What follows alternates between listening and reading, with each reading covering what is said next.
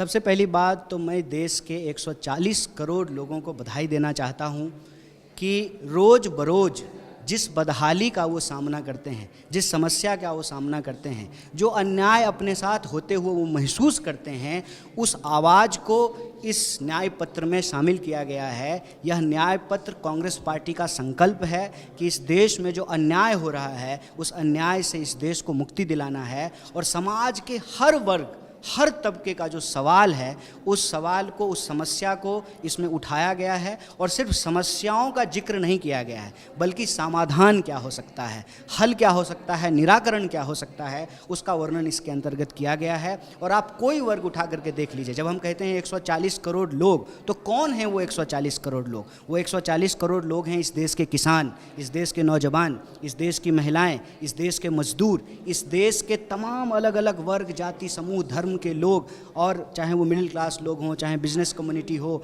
चाहे वो नौकरी करने वाले लोग हों, चाहे छोटा मोटा रोजगार करने वाले लोग हों, तमाम लोगों की समस्याओं को इसमें समाहित किया गया है। और अलग अलग न्याय के माध्यम से किसान न्याय, नारी न्याय, महिला न्याय, श्रमिक न्याय, युवा न्याय, हिस्सेदारी न्याय, राज्य न्याय, संवैधानिक न्याय, तमाम टॉपिक के तहत जो है देश के आम लोगों की न्याय को इसके अंतर्गत उल्लेखित किया गया है और उस न्याय को हम कैसे प्राप्त करेंगे उसका रास्ता सुझाया गया है। और आज हमारे नेता राहुल जी ने कहा कि ये जो न्याय पत्र है इसको हमने लिखा है, इसको असल बनाया है इस देश के लोगों ने, तो ये आवाज़ है इस देश के 140 करोड़ लोगों की और उनकी जो समस्याएं हैं उसके समाधान की, निराकरण की। देखिए, ये जो न्याय पत्र है, सबसे पहली बात, ये एक ऑर्गेनिक डॉक्यूमेंट है और आज जो है राष्ट्रीय अध्यक्ष मल्लिकार्जुन खड़गे जी ने याद दिलाया देश को कि कांग्रेस पार्टी ने जब पहला घोषणा पत्र जारी किया था आज़ादी के बाद, नेहरू जी ने जिसको लिखा था, तो उस घोषणा पत्र का नाम था व्हाट कांग्रेस स्टैंड्स फॉर, मतलब कांग्रेस किसके लिए खड़ी है।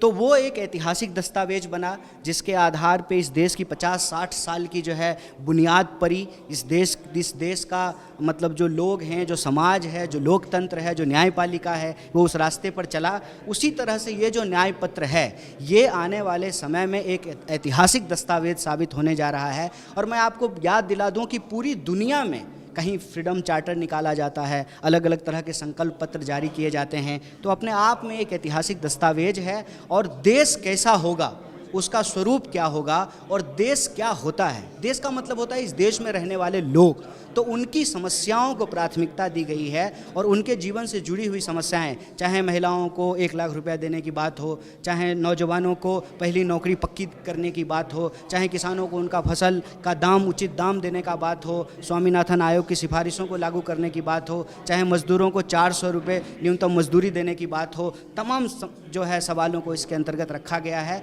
और हमको पूरी उम्मीद है कि जब इस न्याय पत्र को जनता ने बनाया है तो इस न्याय पत्र को वो अपने सर आँखों पे बिठाएंगे और इस न्याय पत्र के लिए वो लड़ेंगे, वो संघर्ष करेंगे और ये जनता के संघर्ष का दस्तावेज साबित होगा। इस न्याय पत्र के बनने की प्रक्रिया, जैसा कि आपने भी उल्लेख किया कि जो राहुल जी कन्याकुमारी से कश्मीर तक चले, फिर मणिपुर से मुंबई तक चले, तो अलग अलग तबके के लोग आकर के मिलते थे और अपनी समस्याओं को वो बताते थे। और उस समस्या में जो एक चीज़ निकल करके आता था कि हर समूह वर्ग के साथ कोई ना कोई अन्याय हो रहा है। तो अन्याय का जवाब क्या होता है? न्याय। अगर आप कह रहे हैं कि ये अन्याय काल है तो स्वाभाविक रूप से अगर अन्याय एक संक्रमण है, एक बीमारी है, अन्याय अगर कोरोना है, तो आप समझ लीजिए न्याय पत्र जो है ये वैक्सीन है, ये टीका है, ये सॉल्यूशन है। आप देख लीजिए कि जहाँ जहाँ भाजपा की सरकार नहीं है उसके चीफ मिनिस्टर अक्सर जो है वो प्रेस कॉन्फ्रेंस करते हैं, दिल्ली आते हैं और कहते हैं कि केंद्र जो है उनके हिस्सा का टैक्स उनको नहीं दे रहा है, जीएसटी का पैसा उनको नहीं दे रहा है, उनको राज्य में जो कर्मचारी हैं उनको वेतन देने के लिए पैसा नहीं है, राज्य का विकास करने के लिए उनके पास फंड नहीं है। तो स्वाभाविक रूप से संघीय ढांचे के ऊपर भी हमला किया जाता है। और आप देखिए कि कितने बेशरम लोग हैं ये भाजपा वाले कि अक्सर जो है उत्तर दक्षिण करना शुरू कर देते हैं। इनका काम ही है समाज को बांटना। तो ये जो बंटवारे की राजनीति है, उस बंटवारे की राजनीति को समाप्त करने के लिए और देश को एकता के सूत्र में पिरो करके रखने के लिए राज्य न्याय की भी बात की गई है ताकि संघीय ढांचा को बचा करके रखें। ये तो पहली बात तो ये जो है ना, ये गारंटी शब्द जो है वो कांग्रेस से चोरी किया है। सबसे पहले गारंटी शब्द जो है वो कांग्रेस पार्टी लेकर के आई और सिर्फ शब्द जुमला के रूप में नहीं, हकीकत के रूप में।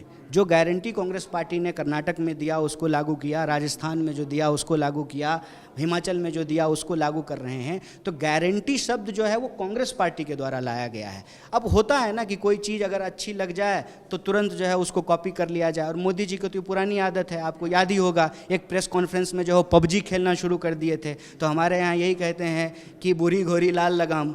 तो इनको कभी कभी जो है इस तरह के शब्दों को से जो है आकर्षित होते हैं और इनको लगता है कि तुरंत जो है उसको अपने कब्जे में ले लिया जाए।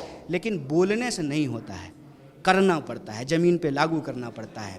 उसकी क्या गारंटी है? जो गारंटी बोल रहे हैं वो कौन सी गारंटी लागू किए हैं? इससे पहले भी तो उन्होंने जो है गारंटी दी थी ना कि हम सबके खाते में 15 लाख पहुंचाएंगे, 2 करोड़ नौकरी देंगे, सबके लिए पक्का मकान बनाएंगे, किसानों की आमदनी दुगनी करेंगे, बुलेट ट्रेन चलाएंगे, इनकम टैक्स जो है वो समाप्त करेंगे। कौन सी गारंटी उन्होंने पूरा किया है? तो उनको मालूम है कि उनके बाद की कोई गारंटी नहीं है, इसीलिए वो गारंटी। स्वाभाविक रूप से हाथ ने ही इस देश को बनाया है, हाथ ही इस देश को बचाएगा और हाथ ही इस देश को बेहतर भविष्य की ओर लेकर के जाएगा। हाथ ही बदलेगा हालात।